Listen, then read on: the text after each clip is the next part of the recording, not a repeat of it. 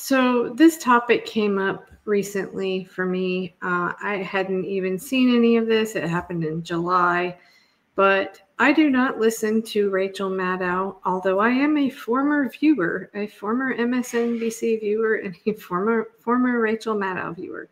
But I do not listen to her. I think she is a pretty well-known propagandist at this point. And I do not listen to Trump. So it was honestly kind of painful to go through listening to all of this, but I thought it was really important to do. I think all of it was clearly picked apart, taken out of context. And it seems to me that they might even have somebody go out and pick apart Trump's comments. And I think he does it on purpose, and he plays it up. And then they take what he says and they twist it around and they frame it, or they just take his hyperbole literally, which is honestly just absurd. But let me play some of the Trump clips that the Fox, what is it? I don't know, Fox and Family, where he called in. That one was a particularly really short piece that they took out. But I'll start with: to save America, get your friends, get your family, get everyone you know, and vote. Vote early. Vote absentee, vote on election day. I don't care how, but you have to get out and vote. And again, Christians, get out and vote just this time. You won't have to do it anymore. 4 more years, you know what? It'll be fixed. It'll be fine. You won't have to vote anymore, my beautiful Christians. I love you, Christians. I'm a Christian. I love you. Get out. You got to get out and vote. In 4 years, you don't have to vote again. We'll have it fixed so good you're not going to have to vote. It's sad when you have to go months early. It's crazy. What are they doing with all these votes? What are they doing? Michael Wadley's doing a fantastic job, along with Lara, doing a fantastic job at the RNC. You said, we don't need votes. And Charlie Kirk is helping. He's got his army of young people. These are young patriots. They don't want us to be happy. What's been happening in our country? Thank you, Charlie.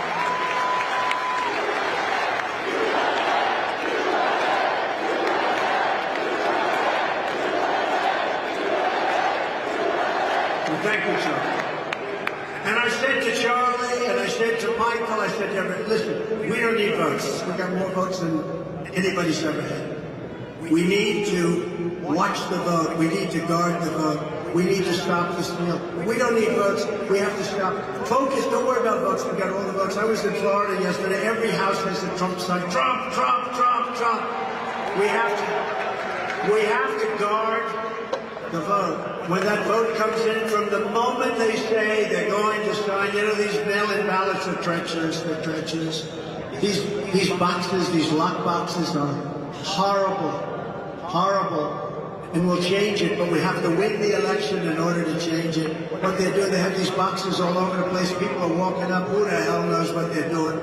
It's a horrible thing to watch. It's a horrible thing to watch. You know, when you have a real election and you walk in and they look at you and they check your photograph and they do this, you can't do much. But we have, like in the state of California, they send out $38 billion. Who the hell knows where they're going? And what we want to do is we ultimately want to go to paper ballots, voter ID, one-day voting. And the last one. People are voting, and they're voting the way the people want. That's the way it was always supposed to be. You're talking about voting, and early voting it's being pushed by the Democrats. It has been for a long time, or voting by mail. Republicans usually like to go on that Tuesday in November on Election Day. But I know that the message is changing. Why is it important? Why is it advantageous for your voters to have early voting or vote by mail? Well, it's nice to have early voting. The main thing is to vote. A lot of things happen with the early votings that is no good. Look, anytime you have mail-in voting, you're going to have fraud. And some people don't like me saying it, but I say it. When you have mail-in voting, France had mail-in voting, and they ended up going to one-day voting with paper ballots and voter ID, and it worked out great for them. At 10 o'clock in the evening, it was done. We have mail-in voting. The votes are coming in. They get. But you want your people to early vote, though, right? I guess I'd rather have that, but the main thing is I want them to vote. Republicans historically like voting on Election Day, and what we should have, ideally, one-day voting, voter ID, proof of citizenship, and paper ballots. Right. And paper, by the way, is very sophisticated. It's called watermark. It's highly sophisticated. I like it. But that's what we should have in this country, not this mail-in voting where millions of votes are sent out and nobody knows where they went and where they're coming from. Mr. President, real quickly, is there a plan, though, for when it comes to early voting and ballot harvesting, the legal way? Since the Democrats has made it legal, is there a plan for the Republicans to get out there, door knock, and get those ballots? Oh, yes. We have a tremendous group of people, thousands, tens of thousands of people all over the country. We have poll watchers, the likes of which we've never had before. Whether you like it or not, they cheat on elections. They cheat. That's what they do the best. They're no good at policy. They're no good on the border. They're no good with the economy, but they cheat like hell. That's what they're good at. We have lawyers at every poll booth. We have that's what in fact, my instruction, we don't need the votes. I have so many votes. I'm in Florida now, and I drove to another location yesterday, and every house has a Trump-Vance sign on it. Every single house. There's not a house that we passed that doesn't. We have the votes. What we have to drive do, by Charlie Crist's house then. Just saying. Charlie, I think Charlie probably has one up too, if you want to know that. He's a Republican. But I said there's a lot going on at the surface level in terms of donors and campaign positions and campaign strategy and the way they're behaving in public. There's a lot that is weird about this campaign thus far. But there is one last thing in terms of the weirdness of this campaign that I think is actually quite serious. You probably heard this weekend that Donald Trump told an audience on Friday night that if they vote for him this November, if he's voted back into office this November, they will never have to vote again. He told an audience on Friday to, quote, get out and vote just this time. He said, after this time, quote, you won't have to do it anymore. You won't have to vote anymore. He said, quote, in 4 years, you don't have to vote again. We'll have it fixed so good, and you're not going to have to vote. Now, this is not the first time Trump has told a campaign audience that they will never have to vote again once they vote him back in this time. And that is as alarming as it sounds for all the reasons that you immediately think it is, right?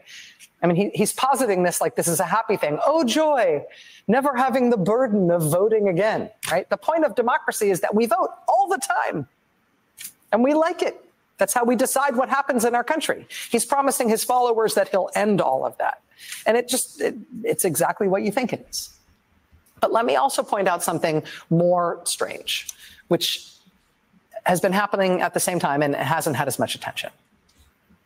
The day before Trump made those remarks on Friday, he said, you're never going to have to vote again after you vote for me this one time. The day before that, on Thursday last week, he didn't say that people wouldn't have to vote anymore once he was elected this November. Now, the day before that, on Thursday, he told his supporters, not that they're not going to have to vote again, but that they don't have to vote this time, that they don't need to vote for him this November. My instruction, we don't need the votes. I have so many votes. My instruction, we don't need the votes. I have so many votes. He said that on Thursday last week. And it turns out this is something, when you look, he says this all the time now. Watch. My instruction, we don't need the votes. I have so many votes. We don't need votes. I tell my people, I don't need any votes. We got all the votes we need. I don't need votes. We don't need votes. We got more votes than anybody's ever had. You don't have to vote. Don't worry about voting. The voting, we got plenty of votes. Don't worry about voting. Of all the weirdness around this campaign, this is a truly strange thing to tell people, right? Don't vote. I don't need your vote. I don't want your vote. I mean, all the surface level weirdness is, worth noting. Having a new position on literally anything you can think of as soon as any random rich guy tells you to, that's a weird thing. Picking the eccentric billionaire's intern for your running mate, even though you apparently had no idea who he was or what a disaster he is on television, all of this is weird. But telling voters, do not bother to vote for me, it doesn't matter if you do, I don't need your votes. That is a thing that should prick up your ears. Because what that means is that he doesn't think he needs to win the vote to win the election. He doesn't think he needs to win the election in order to take power. He thinks something other than votes is going to determine whether or not he gets back in the White House. At Rolling Stone today, they profile 70 different election officials who have been put into position in the swing states of Arizona, Georgia, Michigan, Nevada, North Carolina, and Pennsylvania, who are election denialists, committed election denialists, officials that have been put in place in all of those swing states to make sure that election results, no matter what they are, do not get certified in those states this year. Quote, at least 22 of these election officials have already refused or delayed certification processes in recent elections. According to Democratic election lawyer Marc Elias, quote, I think we are going to see mass refusals to certify the election in November. Quote, Republicans are counting on not just that they can disrupt the election in big counties, they're counting on the fact that if they don't certify in several small counties, you can't certify statewide results. 70 officials in place across just the swing states. For all the surface level weird behavior and language and strange choices and incoherence and odd donors in the Republican campaign, the serious core at the heart of it is that they are not planning on the vote being counted as normal. They are not counting on the election results being tallied as normal. They are not counting on the vote. And in fact, Trump is now repeatedly saying the vote will not matter. He doesn't even want your vote. The Republicans are counting on the election results not being certified, thereby creating chaos in Washington around the results. Just like 2020, right? Just like January 6, 2021, except this time with no Mike Pence in the way and with Republican officials already in place in multiple states saying, yeah, you may not get any sort of official vote. The weirdness of this campaign is astonishing 99 days out. The dislocation from real campaigning, though, the dislocation from actually asking people for their votes, that means something. It means they are not trying to win this thing in a normal way. So 99 days out, as Democrats stand up what by all accounts looks like a juggernaut traditional campaign under Kamala Harris, are they prepared for this level of weirdness after the votes are cast? Are they ready for what's coming? So first of all, I just want to point out that Maddow says weird or weirdness 8 times. This is no accident. Language is a huge part of propaganda. MSNBC literally took that where he says something, my instruction, we don't need the votes. I think for any reasonable person, once you listen to him, if you can follow him, again, it's hyperbole. And then MSNBC takes it and pieces it together in a way that is a totally different message. I take this as Trump is boasting. Trump is, when he's in the first clip where he's talking to, I guess, the Christian group, I feel like he's maybe trying to talk to people that don't vote a lot. Like, just, if you please just do it this time, I won't bother you again. In no way do I come away from the clips that I watched of him talking to his audience with these things that Maddow said. Quote, he's promising his followers that he'll end all that, the voting stuff. They're not counting on the vote being counted as normal. They're not trying to win this thing in a normal way. And he doesn't think he needs to earn your vote in order to take back power. Also using the term election denialists. I know from being in this for a while, I mean, there are people on both sides of the aisle. No one should be called an election denialist for wanting transparency in our elections. We have black box voting. So I hope that's clear now. Like, they take it out of context. They take Trump's boastful hyperbole that is not meant to be taken literally. They take that, they twist it around, they show you a tiny part. And there was, I didn't bother to make clips on this, but I do remember something else from, I don't know, earlier last year, where he said he was speaking somewhere about the auto industry, and he made some comment about there's going to be a bloodbath. The media, I don't know if it was MSNBC, CNN, whatever, took it and made it that he was saying that the election was going to be a bloodbath. And so therefore, when Trump then says it's fake news, anybody that's paying close enough attention is like, yeah, it's fake news. I was kind of flabbergasted when I heard Maddow mention Marc Elias. Marc Elias and the Elias Law Group was behind the very undemocratic attack on the Green Party, and specifically Matt Hoh's candidacy. Matt is my co-host for Candidates for Assange, has been all year. Matt's an outspoken anti-war veteran, very reputable person. He ran as a Green for Senate here in North Carolina.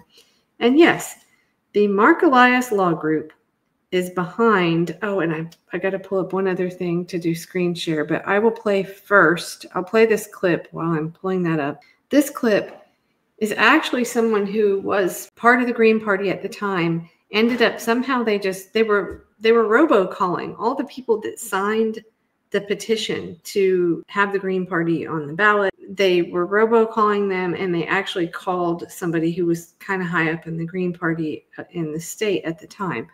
Whether or not I signed a petition, Matt, who are you calling with? What organization? Oh, is this the Green Party? Yes.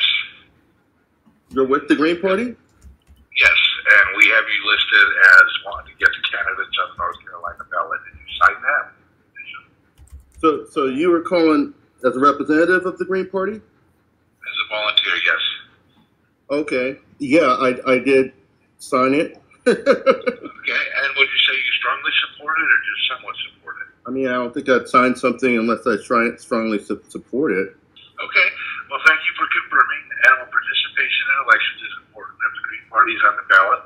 And we'll take votes away from Democrats, giving Republicans a huge advantage that will help them in North Carolina in 2022 and 2024. There's far too much at stake to let this happen. Are you interested in asking to have your name removed from this petition or leave it as is? I'm confused. So if you're with the Green Party, why are you asking to remove? I'm sorry? Yes, I totally.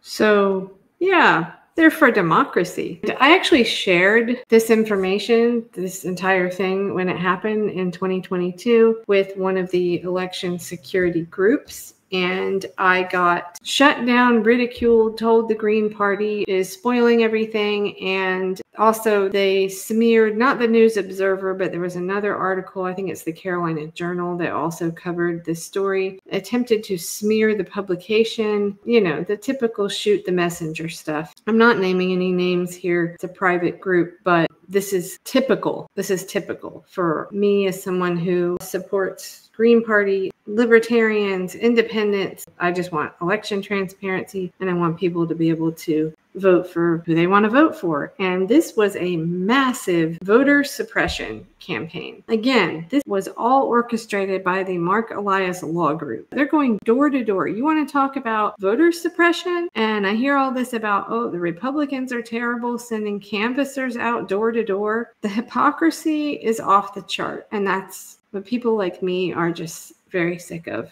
The Democrats are making an advantage to Republicans. So we're asking people if they're interested in removing their name from the petition. Okay, so you're from North Carolina Democrats. You're from North Carolina Democrats, correct? Yeah. And you used the public information based on the petition that I signed, correct?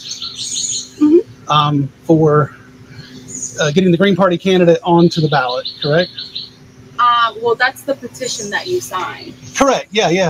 I'm fully aware of that. Yeah, so we're just asking people if they were interested in removing their name from the petition. Like, some people signed it and didn't know they were being misled. Some people didn't even sign it, but their signature was on there. So that they're investigating that too. Yeah, I get it. You have to audit the petition, correct? Yeah. Yeah, well, I'm not sure how that works. Like, they just contracted me to go around and ask people. Okay. about if I wanted to take my name off of the list. Correct. And that's because, like, I'm not following. I mean, I signed it because I wanted the Green Party to be on the ballot. Right. So we're letting people know that it would be a disadvantage for Democrats and an advantage for Republicans. Right. You guys should move further left, and then that wouldn't happen. Okay. So it's like I want a third party on the ballot. I want ranked choice voting so we have a viable third party candidate. Of course. And if the Democrats are concerned about that, then they should probably change their politics a bit, as opposed to coming to my house and trying to get me to get my name off a petition. Right. So, I mean, this is a lot. I mean, I knew you guys were coming because other people that I know have signed that petition have said they're coming for you. So this tactic, I don't agree with it. I understand why you're doing it. Politically, I understand why you're doing it. It's dirty pool. I don't like it.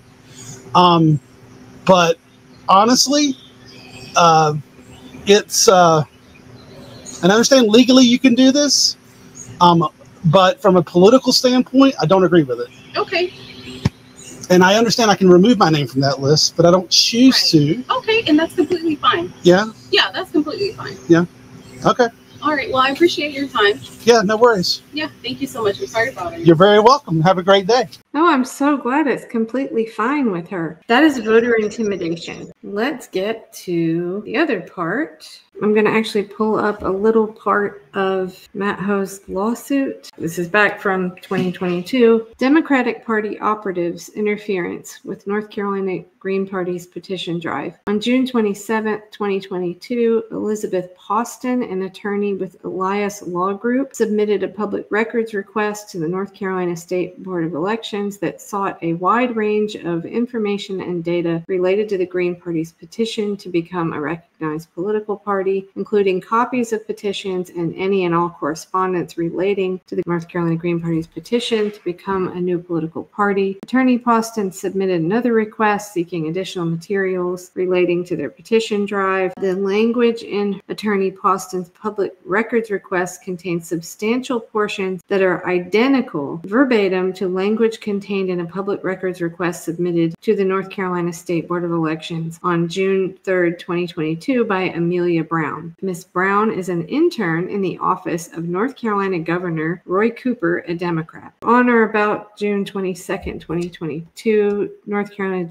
Green Party petition signers began receiving multiple phone calls and text messages daily from unknown individuals who requested that they remove their names from the North Carolina Green Party petitions. They actually called Matt Hoh himself, the candidate. So for Rachel Maddow to mention Marc Elias, I'm sorry. You can read this for yourself. If anybody would like, I'm happy to send it to anybody if they want to read it further. I'll get into this really quickly, although I cannot remember all the numbers off the top of my head. I think any third-party candidate understands now that if you need whatever amount of signatures, you really need to get, like, I don't know, double or at least a third beyond that, because they will invalidate a lot of them. Lastly, I'm going to play one of the Republican members of the North Carolina State Board of Elections, Tommy Tucker. I submit to you that you're proposing that within 2 weeks or so, probably the staff could be able to find that 2,088 votes were fraudulent. I submit to you that if someone called me from the State Board of Elections and I had signed a petition and they said, this is the State Board of Elections, did you sign a petition so-and-so, so-and-so, it would scare a lot of people trying to check these signatures. I mean, they might already know what I was signing or whatever, therefore the State Board investigative crew could delete that name and probably bring them under their threshold of this 13,865. You know, they've met it. You got a 2,000 signature spread. And then I had no idea why we have put all this urgency in verifying signatures and getting staff to ramp up in the 2020 presidential election. Excuse me for my Southern vernacular. We did not check. Nary a signature means not one signature verified by a county board of elections with signatures on file. Not one. But yet this particular party, which Marc Elias, the Democrat lawyer that we all know, that just got kicked out his congressional map and was reprimanded by the court, and is a Democrat lawyer, is now submitting letters to us about 3 people that did not sign a signature. So there must be something advantageous for the Democrat Party not having the Green Party on the ballot. That's my observation. As far as a legislative change, I would hope we could get a legislative change that would require in the 2022 election and the 2024 election that the law states plainly that if it's questionable, that they can check the signature, which once again, we did not check one in the 2020 election. So we want to have maximum integrity and honesty put forward in our election. So I don't understand why we don't certify this. You're taking away 45 days of campaigning for those candidates should they decide to run and be announced. You're requiring them to have a convention between now and August 15th, and all of a sudden it's not why the current signatures when we weren't concerned about it in the presidential election. So my vote will be to certify this today. Thank you, sir. I realize that this comes down to being just a First Amendment violation. Like if you don't have access to be able to vote your conscience and to vote for who you want to be able to, because the 2 major parties have put so many barriers and so many challenges for people to be able to get onto the ballot, then you can't exercise your basic First Amendment principle just by simply casting a ballot, because they're keeping people off the ballot with their arbitrary rules.